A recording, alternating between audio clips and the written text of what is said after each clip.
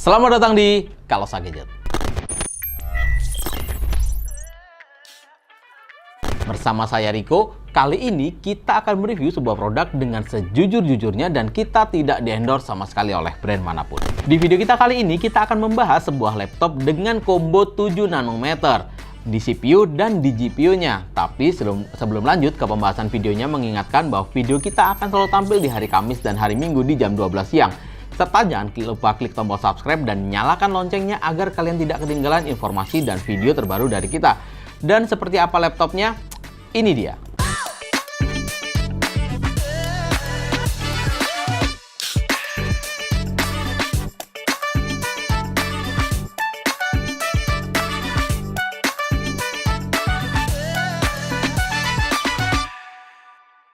Ini merupakan MSI Bravo 15 dan seri ini merupakan seri lanjutan dari tahun 2020 yang juga bernama Bravo 15. Tapi sedikit berbeda di daerah prosesornya, kali ini menggunakan Ryzen 7 5800H dengan codename Lucien 8 core 16 thread dan memiliki fabrikasi yang sama di 7 nanometer FinFET dan TDP-nya di 45 watt dan memiliki arsitektur atau menggunakan arsitektur di Zen 3 dengan maksimal clock speed-nya di 4,4 GHz. Untuk RAM-nya masih 8 GB DDR4 single channel, jadi nanti kita upgrade untuk kita tes performance-nya juga dengan speed 3200, storage di 512 GB. Dan laptop ini menggunakan 2 GPU, yang pertama IGP dari RX Vega 8 AMD juga, dan dipadukan dengan AMD Radeon RX 5500M 4GB GDDR6 128 bit yang juga menggunakan 7 nanometer. Jadi ini tidak ada perubahan jika dibandingkan dengan Bravo yang sama-sama menggunakan RX 5500M, dan MSI membandrol harganya di 14.499.000 include garansi 2 tahun dan tanpa Office Home Student 2019. Untuk desainnya sendiri agak sedikit berubah jika dibandingkan dengan MSI Bravo 15 tahun 2020, di mana posisi bagian punggung layar terasa lebih gaming dengan aksen garis yang cukup mantap. Tapi agak disayangkan memang logo Thunderbird-nya tidak berwarna alias doff hitam. Warnanya hanya ada di bagian mata dan satu titik berwarna merah, dan jujur saja kesannya cukup mati secara warna, secara color berbeda dengan Bravo tahun 2020. Untuk dimensinya sendiri dia menggunakan 36 x 26 dan tingginya di 2,5 cm sehingga bobotnya juga tidak bisa dikatakan ringan di 2,35 kg. Untuk material yang digunakan, ini full menggunakan plastik polikarbonat dengan finishing doff, dan agak disayangkan pada saat tangan kita menyentuh bagian finishing doff-nya menimbulkan kesan cap jari sehingga tidak terlalu bagus saat kita lihat. Dan kita beralih ke bagian layarnya. Untuk layarnya dia menggunakan 15,6 inch sama persis seperti Bravo 2020 dengan resolusi Full HD dan finishing doff, dan ini menggunakan IPS level dengan color gamut di 45% NTSC atau setara dengan 62,8% sRGB, dan refresh rate-nya ini sudah mendukung 144 Hz dan respon time layarnya di 7 millisecond. Cukup mantap. Beralih ke bagian frame layarnya, di daerah kanan dan kiri cukup tipis, tapi di atas dan bawah masih cukup tebal dan terdapat logo MSI di bagian bawah. Untuk kualitas kameranya sendiri menggunakan 0,9 megapiksel atau 720p 30 frame per second yang memiliki kualitas gambar cukup baik jika dilihat dari harganya dan kompetitornya. Layar sudah, sekarang kita akan turun ke bagian palm rest-nya, dan jujur saja saya tidak terlalu suka grill di bagian atas yang terkesan malu-malu dan terdapat sudut di bagian sini yang saya jujur tidak terlalu suka. Untuk keyboardnya sendiri, walaupun sedikit berbeda dengan MSI Bravo di seri sebelumnya, di mana seri ini terdapat number pad di bagian kanan yang secara size cukup kecil. Tapi untuk feel-nya sendiri masih sama persis seperti MSI yang lain, cukup enak, feel kliknya juga terasa. Tapi jujur saja, keyboard gaming yang paling enak yang pernah saya rasakan ada di Lenovo Legion dan Asus ROG yang baru. Untuk touchpad-nya sendiri bisa dikatakan memiliki ukuran yang cukup standar dengan finishing yang saya rasa masih bisa ditingkatkan lagi, di mana touchpad-nya dia lebih center terhadap spasi dan sudah mendukung Windows Precision Driver. Nah, sekarang kita tengok bagian portnya. Di sebelah kanan MSI menyertakan LAN port, USB Type-C 3.2 generasi yang pertama dan USB Type-A 3.2 generasi yang pertama juga. Di bagian kiri terdapat DC-in dan 2 port USB Type-A, tapi satu buah port USB Type-A 3.2 generasi yang pertama dan satunya 2.0. Mungkin yang 2.0 lebih cocok untuk kalian pakai mouse sehingga tidak dipakai untuk transfer data menggunakan flash disk karena cukup lambat. Untuk software pendukungnya, MSI tidak menyertakan MSI Dragon Center seperti seri-seri terdahulunya, tapi hanya MSI Center atau mungkin sedikit pengubahan dari MSI Dragon Center, di mana kalian dapat mengatur atau memonitor hardware kalian seperti ini, dan terdapat tab fitur yang dapat kalian gunakan untuk gaming mode, di mana kalian dapat inputkan game apa saja yang masuk di dalam tab ini. Lalu terdapat creator mode yang memang kalian dapat gunakan untuk memaksimalkan software-software yang berhubungan dengan konten kreator. Terdapat user scenario yang dapat kalian gunakan untuk mengatur performance dan lain sebagainya. Untuk internal audionya sendiri tidak bisa dikatakan cukup baik, tapi at least MSI menyertakan Nahimic Sound yang dapat kalian gunakan untuk sedikit memaksimalkan, terutama pada saat kalian menggunakan earphone atau headset. Sekarang kita akan tes performance-nya. Pertama, kita menggunakan bawaan pabrik atau single channel dengan RAM 8GB 3200, dan pengujian pertama seperti biasa kita akan tes speed SSD-nya menggunakan Crystal Dismark, dan speed yang kita dapatkan jujur saja standar banget di 1985 untuk read-nya dan 980 saja untuk write-nya. Lanjut ke pengujian renderingnya menggunakan Adobe Premiere Pro 2020, video durasi 1 menit, 4K katukan dan tanpa efek serta single layer. Pada single channel kita mencatatkan waktu di 29 detik. Lanjut ke 3D rendering menggunakan Blender 3D Modeling BMW. Untuk CPU render mencatatkan waktu 4 menit 6 detik, ini waktu yang cukup cepat.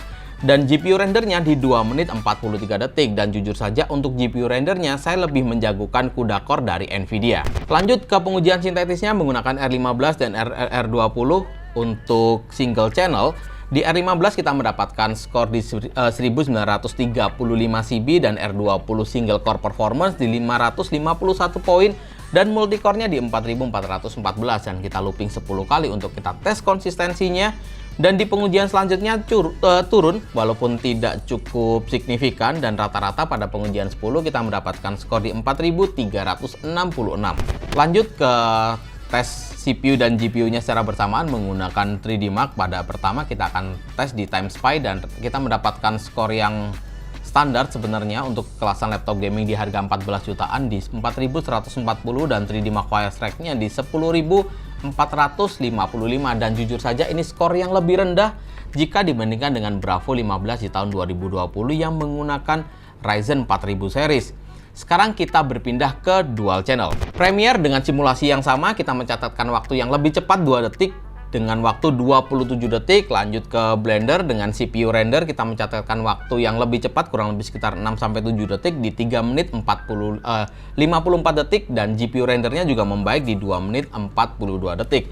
Untuk pengujian sintetis R15 R20 di dual channel, untuk R15 juga naik di 1939, tidak terlalu signifikan jujur saja, dan R20 single core performance juga naik beberapa poin tapi tidak signifikan di 557, dan multicore-nya di 4424. Kita juga looping 10 kali untuk kita tes konsistensinya, dan memang terbukti pada single channel ataupun dual channel laptop ini terbukti sangat konsisten performance-nya, dan rata-rata kita mendapatkan skor di 4394 poin. 3D Mark Time Spy skornya juga naik di dual channel di 4204, dan 3D Mark Firestreak juga naik di 10461, jadi tidak cukup signifikan jika dibandingkan dengan single channel. Dan suhunya laptop ini benar-benar dingin. Pada pengujian Firestreak kita mendapatkan suhu maksimal hanya 80 derajat Celcius, dan terbukti dengan suhu sedingin itu laptop ini lolos uji stress test dengan hasil yang hampir sempurna di 99,7%. Dan berikut adalah grafik Firestreak di mode dual channel dibandingkan dengan tipe-tipe laptop yang sudah kita review dibandingkan dengan Bravo 15 ini. Untuk real gamingnya seperti apa, kita sudah tes beberapa game dan ini dia hasilnya. Nah, untuk game kali ini kita menggunakan user skenario di Extreme Performance dan kita menggunakan memori dual channel 3200. Seperti biasa, game pertama kita menggunakan Dota 2 dengan setting resolusi Full HD, rata kanan serta full render. Kita mendapatkan di kurang lebih sekitar 90 hingga 105 frame per second. Berhubung ini layar yang 144 Hz, kita akan coba maksimalkan untuk mendapatkan FPS yang lebih baik. Oke, saat settingannya kita ubah ke rata kiri, Full HD serta tetap full render, kita mendapatkan di 155 hingga 165 frame per second.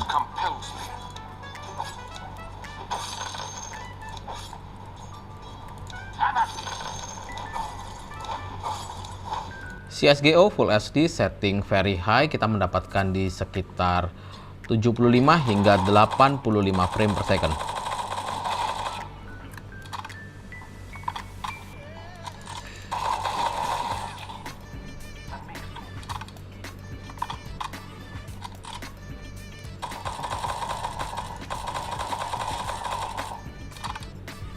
Genshin Impact setting resolusi Full HD dan grafik kita buat high, masih sangat aman. Kita mendapatkan di sekitar 60 frame per second dan paling drop di sekitar 50 frame per second saja.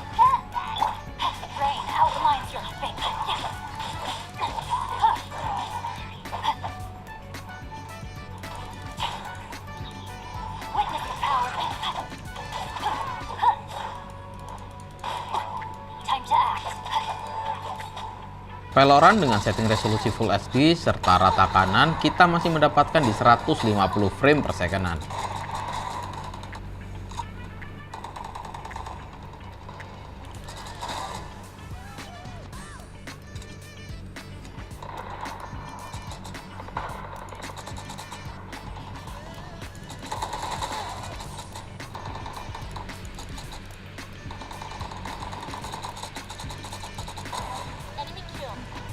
NFS Hit dengan setting resolusi Full HD dan grafik kita buat medium, lumayan kita mendapatkan di sekitar 70 hingga 85 frame per second. Untuk suhu permukaannya bisa dikatakan ini laptop gaming yang cukup dingin, hanya terasa hangat di bagian keluaran exhaust-nya terutama di bagian kiri. Tapi untuk dari daerah keyboardnya ini sangat-sangat aman.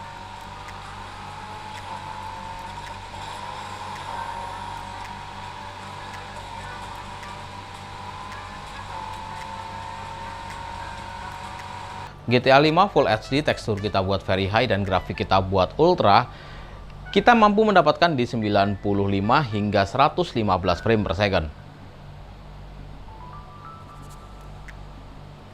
Far Cry 5 setting resolusi Full HD dan grafik ultra, kita rata-rata mendapatkan di 75 frame per second dan paling tinggi di 90 frame per second.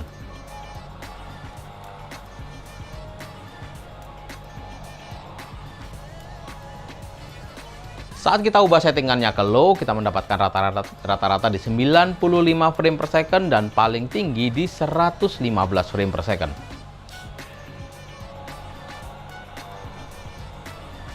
Berikut adalah hardware dari MSI Bravo 15.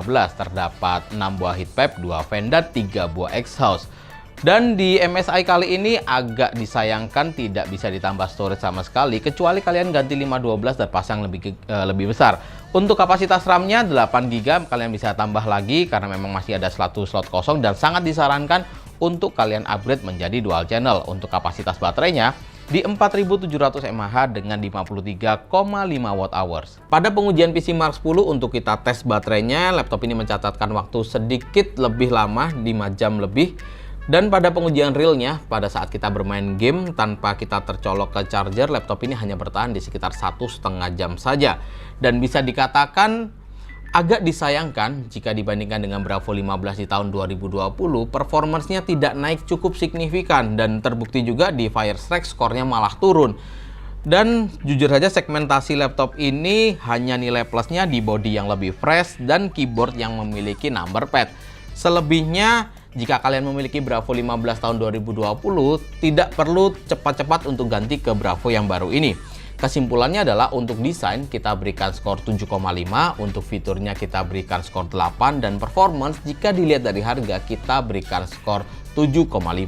Thank you banget udah nonton video ini, jangan lupa klik like, share, dan subscribe. Dan kalau kalian ada pertanyaan, kalian bisa tinggalkan di kolom komentar.